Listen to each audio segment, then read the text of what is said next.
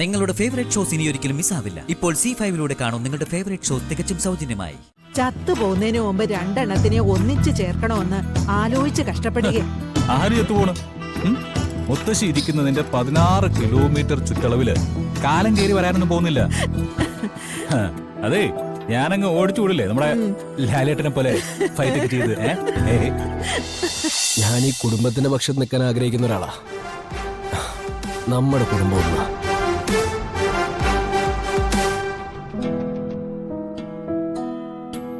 അതുതന്നെ എനിക്കും പറയാനുള്ളത്. അമ്മ നടത്തുന്ന മത്സരം മക്കൾ തമ്മിലുള്ള ഒരു വൈരാഗ്യത്തിന് കാരണമാകരുത്.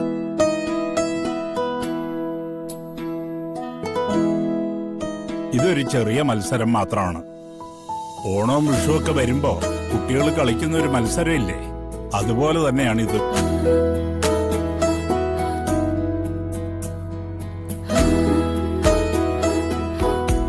അതിന്റെ സമയം കഴിഞ്ഞാൽ അതങ്ങ് മറന്നേക്കണം, എന്നേക്കുമായിട്ട്.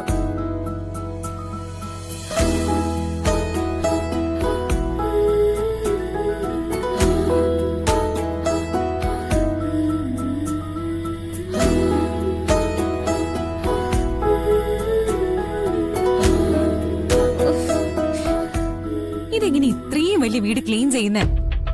മിക്കവാറും ഏട്ടത്തെയും ചെറിയമ്മയും കൂടെ എല്ലായിടത്തും അഴുക്കാക്കിയിടും. തുടച്ചു എന്റെ നട്ടല്ലേ പൊളിയും. എന്നെ കൊണ്ടൊന്നും പറ്റത്തില്ല.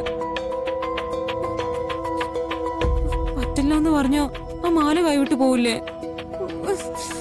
ഏട്ടത്തെയാണെങ്കിൽ മത്സരിച്ച് തോൽപ്പിക്കാനായിട്ട് നിൽക്കുക. വിട്ടുകൊടുക്കാനും പറ്റില്ല. എന്ത് ചെയ്യും? ചേച്ചി തന്നെ വിളിക്കാം.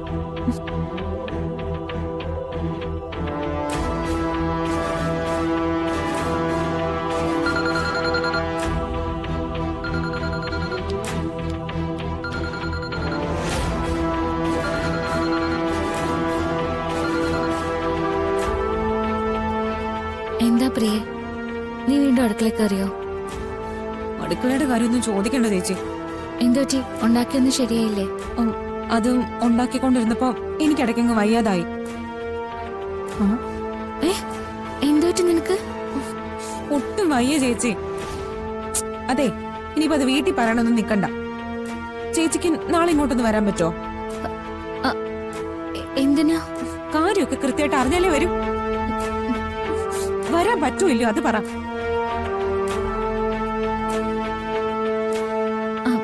നീ ഒരാവശ്യം പറഞ്ഞാൽ ഞാൻ വരാതിരിക്കോ? പക്ഷെ വരുന്നതേ ഇവിടെ ആരും അറിയാൻ പാടില്ല.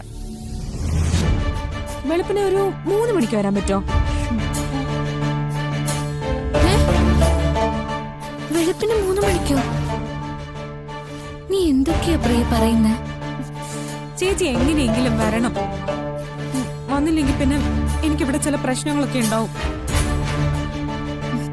എന്ത് പ്രശ്നം? നീ കാര്യം പറ. എനിക്ക് കാര്യം പറയാനൊന്നും പറ്റത്തില്ല. ചേച്ചി നാളെ വെളുപ്പിന് ഇവിടെ എത്തിയേ പറ്റൂ. മനസ്സിലായോ? എനിക്ക് വന്ന നല്ല കാര്യങ്ങളൊക്കെ ചേച്ചി തട്ടിപ്പറിച്ചല്ലേ. അതിനു പകരം ഒരു ഉപകാരം ചെയ്യാമെന്നങ്ങ് കരുതിയാ മതി. വരാൻ പറ്റൂ ഇല്ലയോ? വരാം, അച്ഛനോട് ചോദിച്ചിട്ട്. അച്ഛൻ സമ്മതിച്ചില്ലെങ്കിലോ? നിനക്ക് സുഖമില്ലാഞ്ഞിട്ട് കൂട്ട വിളിച്ചാണെന്ന് പറഞ്ഞ അച്ഛൻ സമ്മതിക്കാതിരിക്കോ? എങ്ങനെയാണ് ഞാൻ വരാം. നാളെ വാ. ബാക്കിയൊക്കെ ഞാൻ നേരിട്ട് കാണുമ്പോ പറയാം.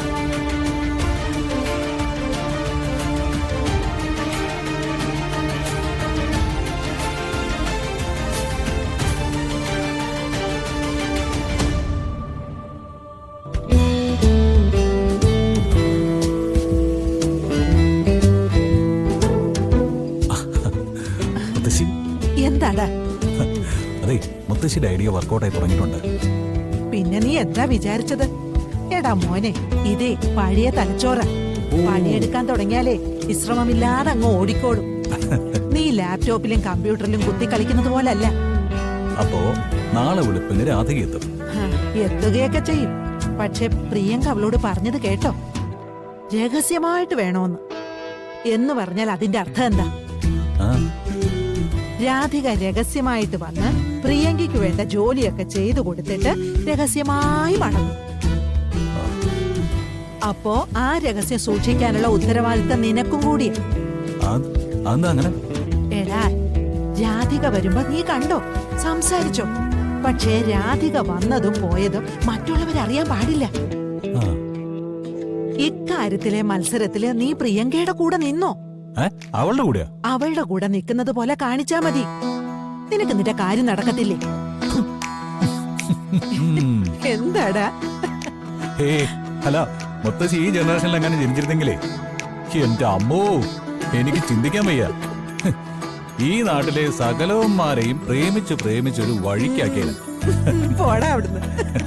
നിന്റെ കാര്യമായതുകൊണ്ടാ ഞാനിതിൽ ഇടപെടുന്നേ. ചത്തു പോകുന്നതിന് മുമ്പ് രണ്ടെണ്ണത്തിനെ ഒന്നിച്ചു ചേർക്കണമെന്ന് ആലോചിച്ച് കഷ്ടപ്പെടുകയെ. ആര് ചത്തുപോണ്? മുത്തശ്ശി ഇരിക്കുന്നതിന്റെ 16 കിലോമീറ്റർ ചുറ്റളവില് കാലം കയറി വരാനൊന്നും പോകുന്നില്ല. അതെ, ഞാനങ്ങ് ഓടിച്ചു വിടില്ലേ നമ്മുടെ ലാലേട്ടനെ പോലെ ഫൈറ്റ് ഒക്കെ ചെയ്ത്. എന്റെ മുത്തശ്ശി.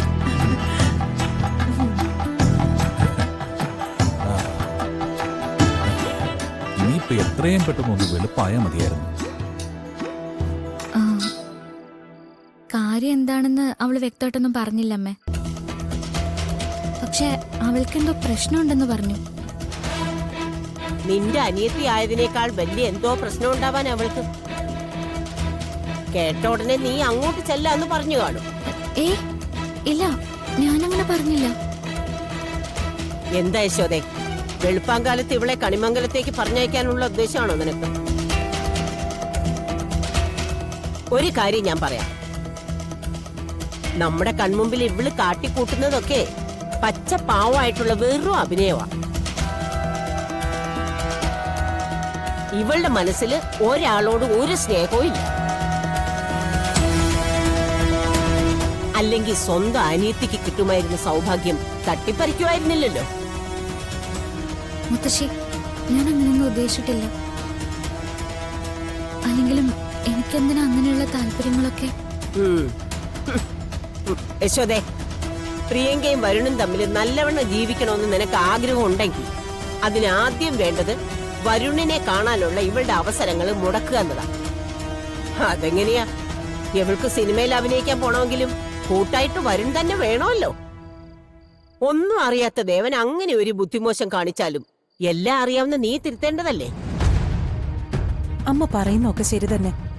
പക്ഷെ ഞാൻ എന്തുകൊണ്ട് അങ്ങനെ പെരുമാറുന്നു ദേവേട്ടൻ ചോദിച്ചാൽ ഞാൻ എന്ത് ഉത്തരം പറയും? ഞാൻ ഇവളുടെ മുഖത്ത് നോക്കി പറയുന്നത് പോലെ 4 വാക്ക് നിനക്ക് പറയാൻ കഴിയുമായിരുന്നെങ്കിൽ ഈ വീടിനകത്ത് ഇവൾ ഉണ്ടാകുമായിരുന്നില്ല.